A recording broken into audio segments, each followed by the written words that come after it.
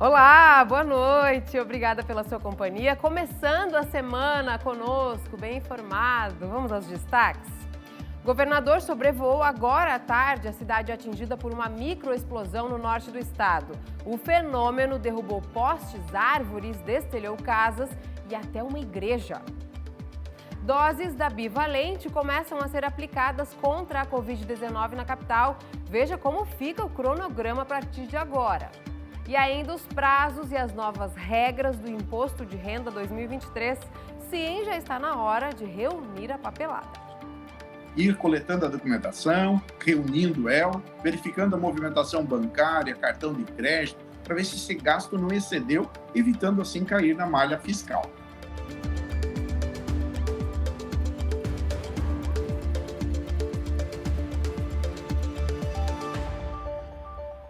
Nós começamos falando do temporal que assustou os moradores de São João do Itaperiú, no norte do estado. A cidade teve muitos estragos e prejuízos.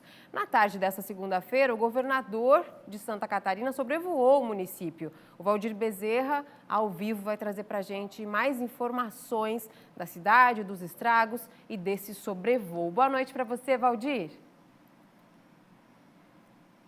Muito boa noite, Cibele. Boa noite a todos que estão nos acompanhando em todo o estado. Pois é, hoje foi dia de reconstrução, né? A Defesa Civil, ela identificou esse fenômeno como uma microexplosão, que foi responsável, né, pelo derrubamento de árvores, também destelhamento de várias casas. Na verdade, foram mais de 200 residências que ficaram destelhadas, também postes foram derrubados e também até uma igreja. Essa igreja que fica aqui no centro da cidade, a parte interna dela ficou completamente destruída. Foram muitas famílias afetadas por esse forte vento. Hoje à tarde, o governador do estado, ele esteve aqui na cidade, ele veio até o local, ele sobrevoou a área atingida e também falou quais ações o governo vai tomar a partir de agora. Nossa equipe produziu material que você vai ver agora. Acompanhe. A estrutura deste posto de combustíveis foi totalmente arrancada. O Francisco estava no local na hora do fenômeno. Estava num espaço que não deu para mim me proteger dentro da conveniência. O vento não deixou e o forro que estava caindo do posto, eu tive que me esconder atrás de uma bomba de combustível.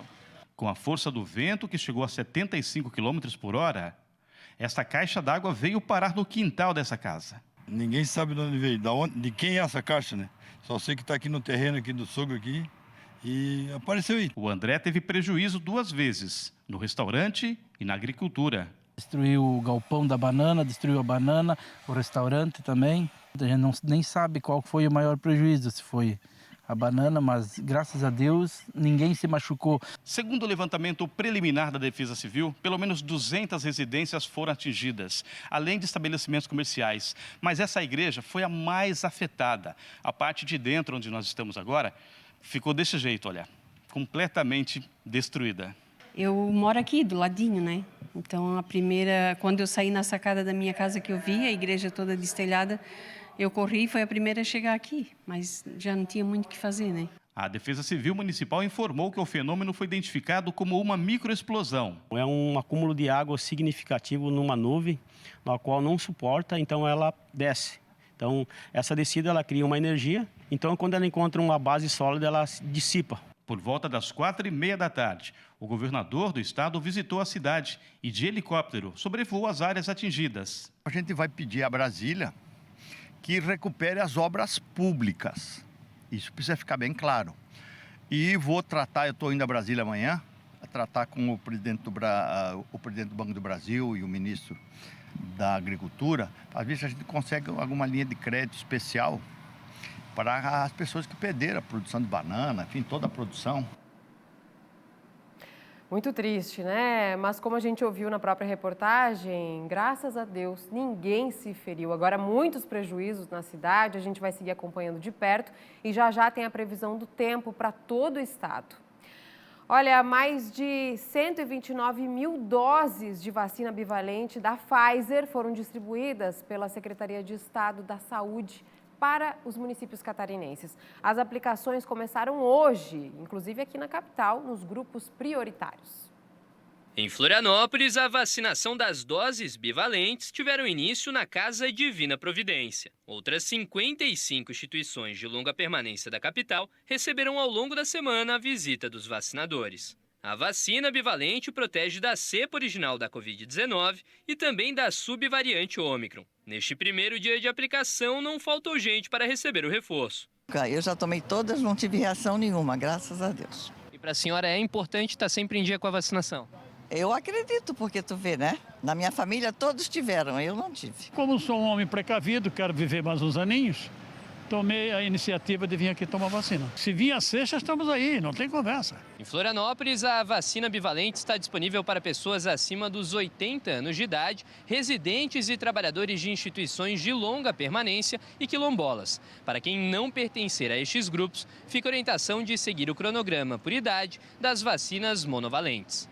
É o caso do Max, que com 72 anos não pôde tomar o reforço bivalente. Por enquanto eles estão aplicando só acima de 80 anos. Mas já está de olho, esperto para conseguir. Claro, a vacina eu já estou apontando o braço para levar a injeção. A partir do dia 6 de março, podem se vacinar as pessoas acima dos 60 anos de idade.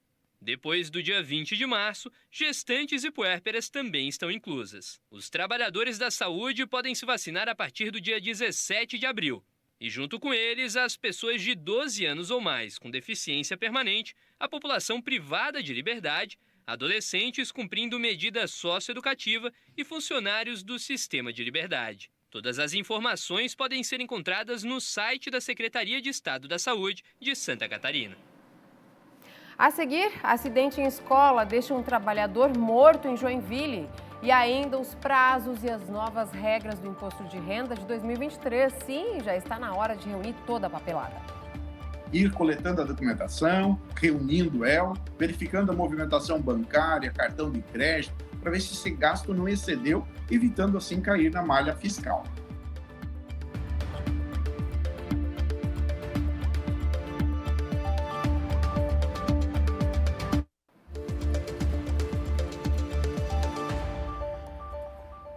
Sete horas e 34 minutos, estamos de volta e agora para falar do imposto de renda. Começou o ano, os primeiros meses e o contribuinte já sabe que é preciso ficar atento aos documentos, prazos e também às novidades do imposto de renda.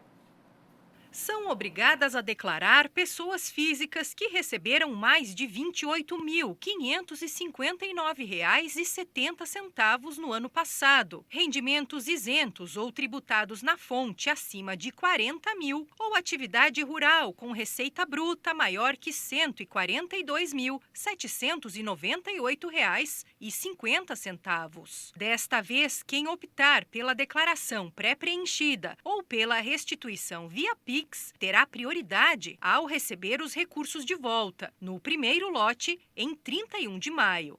É aquela que o contribuinte entra no site da Receita Federal e, através das informações prestadas na DIRF, por exemplo, ela busca essas informações, traz para o programa de forma automatizada, evitando que o contribuinte digite novamente nas suas informações, lógico, evitando erros, e facilitando o processamento dessa declaração. Outras movimentações também devem ser informadas, mesmo onde não houver imposto. Por exemplo, recebeu FGTS, indenização, comprou e vendeu imóvel, fez algum investimento na Bolsa de Valores. Então, esse cuidado, essa preparação da documentação, tem que ser feito e não deixar para a última hora. Ir coletando a documentação, reunindo ela, verificando a movimentação bancária, cartão de crédito, para ver se esse gasto não excedeu, evitando assim cair na malha fiscal. Neste ano, o prazo para entregar a declaração do imposto de renda é de 15 de março a 31 de maio. Mas antes disso, bancos e empresas precisam fornecer o informe de rendimentos, um dos documentos obrigatórios para comprovar a situação do contribuinte. Apesar disso, a dica é preencher em tempo, mesmo que seja preciso corrigir alguma informação depois. Imagine que não dê tempo, está faltando um documento para concluir a sua declaração, entrega mesmo assim e retifica ela posteriormente dentro daquele prazo, que a Receita concede ali. Isso evita uma multa de R$ 165 pela falta da entrega da declaração no mínimo, a multa mínima seria R$ 165. E não tem jeito, tem que parar, reunir a papelada e cumprir a obrigação. Roberto, o prazo maior, ele não acaba sugerindo que o contribuinte demore também para entregar essa declaração? Boa noite para você. Boa noite, Cibele, boa noite a você que nos assiste. Gente, vamos acabar com essa cultura por deixar para a última hora. Não funciona, é ruim. E no caso do imposto de renda, então, é pior ainda. Porque você esquece um comprovante, você esquece que durante todo o ano podia reservar lá uma pastinha e ir guardando os documentos, esquece que você tem que guardar os documentos dos últimos 5 anos de declaração, esquece que você tem que prestar contas e que hoje o sistema é todo informatizado e que se você tentar sonegar alguma coisa da Receita, ela descobre. O pulo está no cartão de crédito, no Pix que você fez, que você não quer mostrar, mas ainda quando é transação bancária, tudo bem. O pior é você não declarar o óbvio. Então, vamos lá, vamos acertar, como disse a Cibele 2 vezes já, pegar toda a papelada, se reunir. Não consegue fazer, é muito fácil fazer a declaração, contrata um profissional, contrata um contador que possa ajudar você nessa empreitada que é anual. Desta, a gente não escapa. Isso que eu pensei, a gente não escapa. Então Não que seja escapa. logo, Claro, né? e que seja bem Resolve, feito. até porque Seja a gente bem sabe, feito. a gente já Seja sabe, bem lá no fim do prazo, né? O Exato. sistema não funciona, então cumpra o seu papel.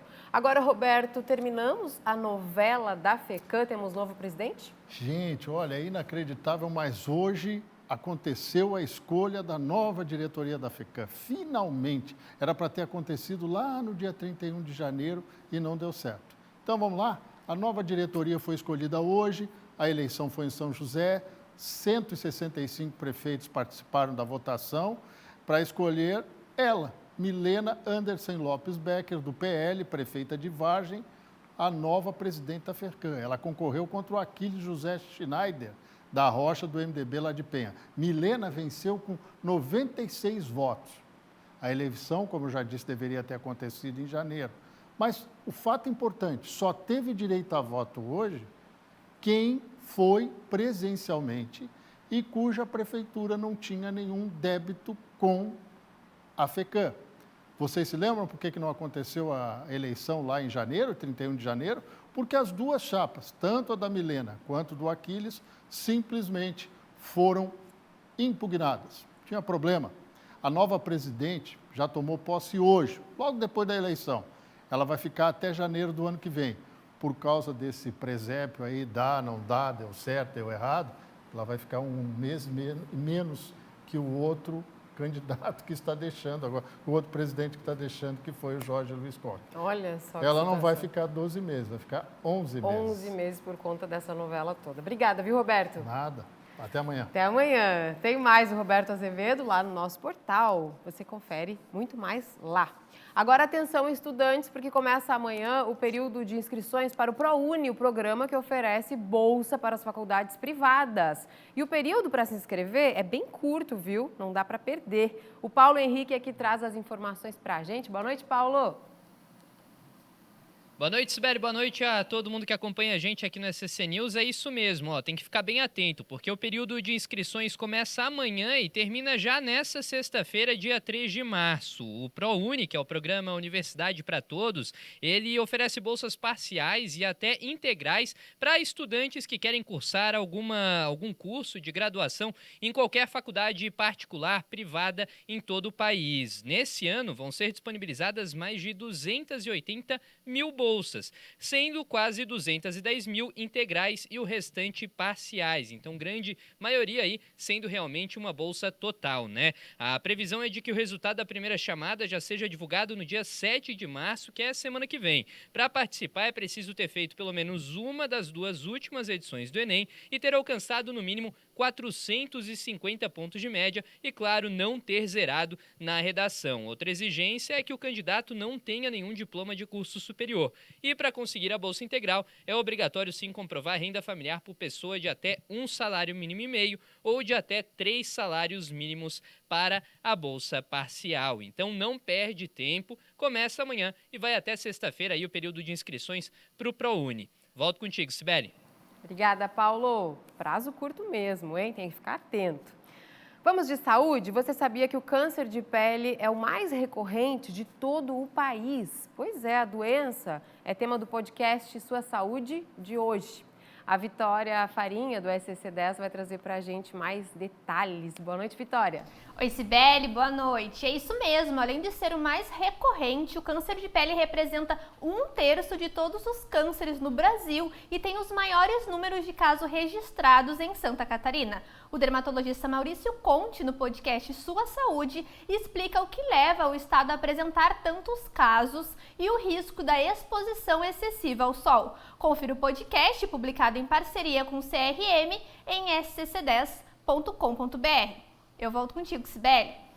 Boa, Vitória. Obrigada. Boa noite. Tem mais lá no nosso portal, outros destaques, inclusive os detalhes sobre o acidente com o muro de uma escola que acabou matando um trabalhador que estava em horário de serviço. Todos os detalhes no nosso portal, scc10.com.br. Falando em acidente, foi flagrado por câmeras de monitoramento um acidente que assustou moradores de Blumenau nesse fim de semana. A suspeita é de que os motoristas estariam disputando um racha. A Natiele Oliveira conta tudo pra gente. Boa noite, Cibele, e boa noite a todos. Os motoristas estariam disputando um racha quando perderam o controle dos carros. O acidente aconteceu na rua 2 de setembro, no bairro Itopava Norte. Imagens de câmeras de segurança registraram o momento em que os veículos surgem em alta velocidade e acabam colidindo. Os 2 carros ficaram destruídos, foram levados por guinchos e apreendidos. Nesta segunda-feira, quem passou pelo local pôde ver o rastro de destruição que foi causado no muro de um estabelecimento comercial por conta do acidente. Os motoristas abandonaram os carros e não foram encontrados pela Polícia Militar, que atendeu a ocorrência. Por sorte, ninguém ficou ferido. E de acordo com o Código Brasileiro de Trânsito, a pena para participação em racha é detenção de 6 meses a 3 anos, multa e suspensão da carteira de motorista. Mas, segundo a Guarda Municipal, neste caso, não houve flagrante. Infelizmente não, porque a gente só pode fazer com a imagem devidamente registrada do departamento ou quando a gente presencia a situação. No caso contrário, não se tem muito o que fazer, a menos que a Polícia Civil investigue alguma coisa que possa tomar alguma atitude em relação a isso. Eu volto contigo aí no estúdio. Obrigada, Nath. Vamos para a nossa previsão do tempo? A gente começa já trazendo os detalhes de amanhã. O sol aparece em todas as regiões, mas com aumento de nuvens ao longo do dia. Entre a tarde e a noite, na Grande Oeste e também no Planalto Norte, podem ocorrer chuvas também com trovoadas isoladas. As temperaturas sobem no decorrer desta terça-feira e, olha, podem chegar a 32 graus no oeste do estado, a 31 no litoral norte e a 30 no sul. Em Florianópolis, a mínima fica em 19 e a máxima não passa dos 28 graus. Em Joinville, a máxima chega a 31. Em Blumenau, mínima de 16, máxima de 29, sem chance de chuva. Em Lages, a máxima não passa dos 26. Em Criciúma, chega a 30 graus. E em Chapecó, no oeste, chega a máxima de 29 durante a tarde, com chance de chuva a qualquer hora do dia. Nas regiões da Serra e também do Meio-Oeste, os detentos vão poder ser transferidos para o regime semiaberto com o uso de tornozeleira eletrônica. A Cláudia Pleite vai explicar melhor para a gente. Uma portaria da Vara Regional de Execuções Penais da comarca de Curitibanos, divulgada na última semana, define que detentos da região de Lages, Curitibanos e também São Cristóvão do Sul poderão vir a cumprir suas penas em regime semiaberto com a utilização de tornozeleira eletrônica.